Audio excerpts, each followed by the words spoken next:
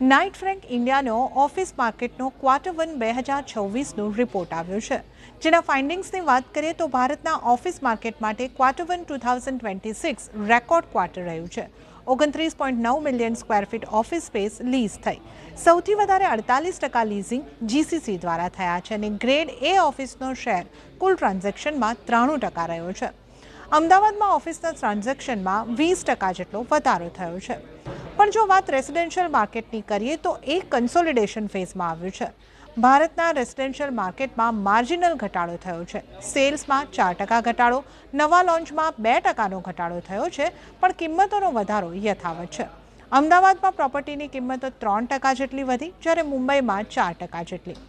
50 લાખથી ઓછી કિંમતના ઘરોના વેચાણ 23% ઘટ્યા, 50 લાખથી 1 કરોડના ઘરોના વેચાણ 12% વધ્યા। 1 થી 2 કરોડના ઘરોના વેચાણમાં 10%નો વધારો થયો, તો સામે 2 થી 5 કરોડના ઘરોના વેચાણમાં 17%નો વધારો થયો છે। એટલે અફોર્ડેબલ ઘર જે છે એના વેચાણ ઘટ્યા છે, જ્યારે લક્ઝરી હોમના વેચાણ વધ્યા છે। આ એક ચિંતાજનક વિષય છે।